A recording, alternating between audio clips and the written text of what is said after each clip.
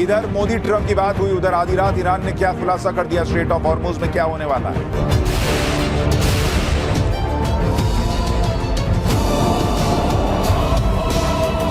Trump का plan B क्या है आगे बताऊंगा, लेकिन आप यह भी देखिए कि इधर ट्रंप ईरान से बातचीत का दावा कर रहे हैं, उधर ट्रंप ने कल 25 दिन के युद्ध के बाद पहली बार पीएम मोदी से भी बातचीत की। मतलब जब ट्रंप युद्ध में सबसे अहम मोड़ पर खड़े हैं तब उन्होंने सीधे पीएम मोदी को भारत को फोन लगाया। और हमने आपको कहा था कि ट्रंप अब युद्ध में भारत की मदद चाहते हैं, ईरान से बातचीत में भारत की मदद चाहते हैं, दोनों में से कुछ भी हो सकता है। और इसका इशारा भारत में अमेरिकी राजदूत सर्जियो गोर दे रहे हैं। एक इंटरव्यू में पीएम मोदी और ट्रंप की बातचीत को लेकर सर्जियो गोर ने कहा कि जब अमेरिका ईरान से बातचीत कर रहा है तब ट्रंप पीएम मोदी को लूप में रखना चाहते हैं। पीएम मोदी ग्लोबल पजल का अहम हिस्सा है, यह बहुत ही अहम फोन कॉल था। सर्जियो गोर ने कहा कि हॉर्मुज स्ट्रेट को खुलवाना इस बातचीत के फोकस में था और राष्ट्रपति ट्रंप हमेशा पीएम मोदी की इन्वॉल्वमेंट का स्वागत करते हैं। सर्जियो गोर के बयान से संकेत मिल रहा है कि ईरान में आगे जो भी होगा उसमें अमेरिका भारत को भी एक एक्टिव स्टेक होल्डर की तरह देख रहा है। और क्या यह संभव है कि डोनाल्ड ट्रंप ने कल फोन करके पीएम मोदी को अपने प्लान बी के बारे में बताया है, भारत को उस प्लान बी के बारे में बताकर भारत को लूप में लिया है, क्योंकि भारत इस रीजन का बड़ा प्लेयर है। अब वो प्लान बी क्या है वो बताता हूं। आप ये भी देखिए कि कल जब से पीएम मोदी और डोनाल्ड ट्रंप की फोन पर बातचीत हुई तब से भारत में किस तरह की कूटनीति हो रही है। कल शाम को ही विदेश मंत्री एस जयशंकर ने भारत में ईरान के राजदूत डॉक्टर मोहम्मद फतहाली से मुलाकात की। आज विदेश मंत्री एस जयशंकर ने भारत दौरे पर आए अमेरिकी युद्ध विभाग के अंडर सेक्रेटरी एल्ब्रीज कोल्बी से भी मुलाकात की। अमेरिका मान रहा है कि ईरान के मामले में भारत की भूमिका इंपॉर्टेंट है। दूसरी तरफ भारत में ईरान के राजदूत डॉक्टर मोहम्मद फतहाली ने भी भारत को लेकर बड़ा बयान दिया। उन्होंने कहा कि पश्चिमी एशिया में बढ़ते तनाव को कम करने में भारत प्रभावी भूमिका निभा सकता है। भारत एक भरोसेमंद देश है जिसकी सबसे बड़ी ताकत यह है कि वह गलतफहमियों को दूर करने और बातचीत का रास्ता खोलने की क्षमता रखता है। भारत के पास पश्चिमी एशिया में तनाव घटाने की खास काबिलियत है, यह ईरान के राजदूत कह रहे हैं। यानी उधर अमेरिका भरोसा जता रहा है, इधर ईरान भी भरोसा जता रहा है कि भारत रास्ता निकाल सकता है। एक्सपर्ट भी मान रहे हैं कि भारत ही वो इकलौता प्लेयर है जिसके ईरान, अमेरिका, इजराइल और खाड़ी देश यानी जितने भी स्टेक होल्डर हैं सबसे अच्छे संबंध। यानी एक तरफ डिप्लोमेसी की बातें हो रही, लेकिन सबसे बड़ी दिक्कत है कि ये डिप्लोमेसी तो तब कामयाब हो ना जब आप जिसके लिए बात कर रहे हैं वो नेता कामयाब हो। लेकिन ट्रंप का तो कोई भरोसा ही नहीं है, क्योंकि एक तरफ ईरान को बात करने के ऑफर दे रहा है, दूसरी तरफ ट्रंप की अपनी सीक्रेट तैयारी चल रही है। यूएस नेवी के 2 वॉरशिप यूएसएस त्रिपोली और यूएसएस न्यू ऑरलियंस अगले 48 घंटे में ईरान के आसपास तय लोकेशन पर पहुंच जाएंगे। इन दोनों जहाज पर यूएस नेवी की 31st मरीन एक्सपीडिशनरी यूनिट के करीब 2200 कमांडो सवार हैं। तीसरा यूएस वॉरशिप यूएसएस बॉक्सर, इस पर यूएस नेवी के 11वीं मरीन एक्सपीडिशनरी यूनिट के 2500 मरीन कमांडो सवार हैं। मतलब अमेरिका के 3 जहाजों पर करीब 5000 मरीन कमांडो ईरान में घुसने के लिए पहुंच रहे हैं। इसके अलावा समंदर में अमेरिका की दूसरी तैयारियां देखिए। अमेरिका का एयरक्राफ्ट कैरियर अब्राहम लिंकन पहले से मिडिल ईस्ट में तैनात है। अब अमेरिका का दूसरा aircraft carrier USS George H.W. Bush भी मिडिल ईस्ट में पहुंच चुका है। इसने यूएसएस गेराल्ड आर फोर्ड पर ईरान के हमले के बाद उसकी जगह ली। जमीनी हमले के लिए अमेरिका ने अपनी 82वीं एयरबोर्न इमीडिएट रिस्पांस फोर्स के 3000 कमांडो को स्टैंड बाय मोड पर रखा। यह कमांडो आदेश मिलने के 18 घंटे के अंदर दुनिया के किसी भी कोने में पहुंचने की काबिलियत रखते हैं।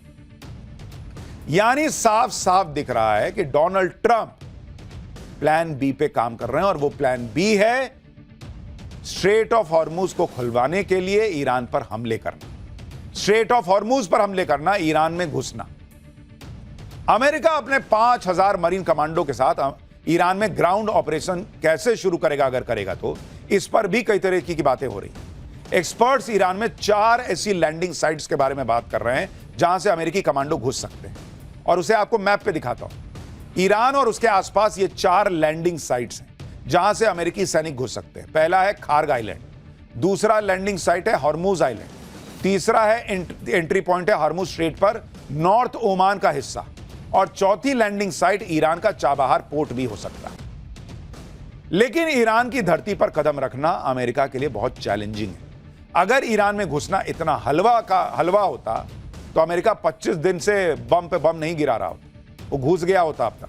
वो वेनेजुएला की तरह कब का ईरान को निपटा चुका होता। ईरान में अमेरिका को ग्राउंड ऑपरेशन शुरू करने में क्या क्या खतरे हैं, कौन कौन सा चैलेंज है, वो 4 पॉइंट में समझिए। पहला पॉइंट, ज्यादातर एक्सपर्ट्स मान रहे हैं कि अमेरिका खार्ग आइलैंड से ईरान पर कब्जे की शुरुआत करेगा, लेकिन खुद अमेरिकी अखबार न्यूयॉर्क टाइम्स लिख रहा है कि खार्ग आइलैंड पर उतरना अमेरिकी एयरफोर्स के लिए बहुत मुश्किल है, क्योंकि अमेरिका ने पहले ही खार्ग आइलैंड पर हमला करके वहां ईरान की एयरफील्ड तबाह कर दी है। ऐसे में अमेरिका के जहाज उतरेंगे कैसे? अब इसमें यह हो सकता है कि अमेरिका पहले अपनी नेवी को खार्ग आइलैंड पर भेजे, फिर अमेरिकी इंजीनियर्स वहां पर एयरफोर्स के लिए रनवे ठीक करें, तब जाकर अमेरिका अपने सैनिकों को डायरेक्ट वहां लैंड करा पाए, जो कि बहुत दूर की कौड़ी लग रहा है। दूसरा पॉइंट, मान लेते हैं कि अगर अमेरिका ने खार्ग आइलैंड पर कब्जा कर भी लिया तो सवाल यह है कि वो वहां टिकेगा कितने दिन, क्योंकि खार्ग आइलैंड ईरान के समुद्री किनारे से केवल 24 किलोमीटर दूर है। खार्ग पर अमेरिकी कमांडो के पास एयर डिफेंस तो होगा नहीं, तो ईरान की मिसाइलें खार्ग पर अमेरिकी बेस को धुआं धुआं कर देंगी, क्योंकि बैकअप वाले अमेरिकी वॉरशिप ईरान के तट से सैकड़ों मील दूर होंगे। जब तक वो ईरान की मिसाइलों को डिटेक्ट कर पाएंगे तब तक ईरान की मिसाइलें खार्ग पर अपना काम कर चुकी होंगी। अमेरिका के ग्राउंड ऑपरेशन की अटकलों के बीच एक बड़ा फैक्ट यह भी निकलकर सामने आ रहा है कि ईरान के आसपास मिडिल ईस्ट में अभी अमेरिका के जिन 50,000 सैनिकों की तैनाती है, वो सैनिक किसी देश पर कब्जे के लिए ट्रेंड ही नहीं है। इसलिए अमेरिका अपने 5,000 मरीन कमांडो पर ही ग्राउंड ऑपरेशन शुरू करने के लिए डिपेंडेंट है। अगर अमेरिका ने ईरान में 2 स्ट्रैटेजिक लोकेशन पर कब्जा कर लिया तभी वो ईरान पर काबू कर सकता है। पहला खार्ग आइलैंड, जहां से ईरान का 90% तेल एक्सपोर्ट होता है, और दूसरा है हॉर्मुज स्ट्रेट। लेकिन आप यह भी याद रखिए कि अमेरिका को स्ट्रेट ऑफ हॉर्मुज पर कब्जा करने के लिए उसके सभी मिसाइल सेंटर्स को उड़ाना होगा।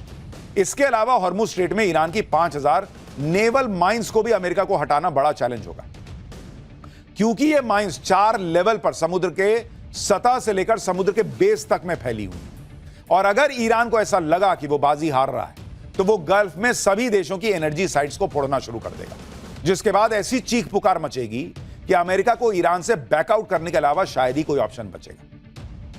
इस बीच सोशल मीडिया पर एक वीडियो वायरल हो रहा है जिसे देखकर लोग हैरान हैं। यह वीडियो इजराइल की राजधानी तेल अवीव का बताया जा रहा है, जहां आसमान में हजारों कौवे उड़ते नजर आ रहे हैं। सड़क हो या कार हो, हर जगह कौवे ही कौवे दिख रहे हैं। सोशल मीडिया पर लोग दावा कर रहे हैं कि यहूदी धर्म ग्रंथों में ढेर सारे काले कौवों का इस तरह इकट्ठा होना किसी बड़ी तबाही या बड़े पैमाने पर मौत का संकेत माना जाता है। दावा किया जा रहा है कि इजराइल के लोग भी अंदर से डरे हुए हैं। बहुत से यहूदियों को अनहोनी का डर लगने लगा है। इसके पीछे कोई नेचुरल इंपैक्ट है या फिर सच में कोई ये किसी बड़ी तबाही का संकेत है, ये कोई गारंटी के साथ कहने के लिए आगे नहीं आ रहा।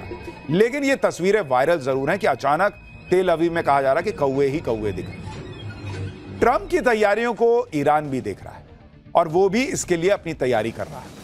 ईरान की संसद के अध्यक्ष मोहम्मद बगेर गलीबाफ ने कहा है कि हम इलाके में अमेरिका की मूवमेंट पर बहुत नजदीकी से नजर रख रहे हैं, खासकर अमेरिकी सैनिकों की डिप्लॉयमेंट पर नजर है। ईरान की संसद के अध्यक्ष ने तंज करते हुए कहा कि जो चीज जनरल्स ने खराब कर दी उसे सैनिक फिक्स नहीं कर सकते। यानी ईरान की संसद के अध्यक्ष ने यह समझाया कि घटिया युद्ध नीति के साथ अमेरिका की टॉप लीडरशिप ने जो गलतियां कर दी उसे जमीन पर सैनिक उतारकर सुधारा नहीं जा सकता। मोहम्मद बगेर गलीबाफ ने कहा कि जमीन पर सैनिक उतारना नेतन्याहू की चाल में फंसने जैसा है। उन्होंने कहा कि अपनी जमीन की सुरक्षा करने के हमारे प्रण की परीक्षा मत लीजिए। ट्रंप ईरान पर सेना उतारने का प्लान बना रहे हैं और इसीलिए उन्होंने पाकिस्तान को बातचीत में लगा रखा है। उनको पता है मुनीर कुछ कर नहीं पाएगा, लेकिन उन्होंने सेटिंग करके चल भाई तू ट्राई कर, कहीं कुछ निकल जाए, तुक्का लग जाए, और नहीं तो इस बातचीत के बीच वो जो है समय बाई कर रहे हैं, टाइम बाई कर रहे हैं, समय खींच रहे हैं ताकि उनके जहाज वहां पहुंच सके।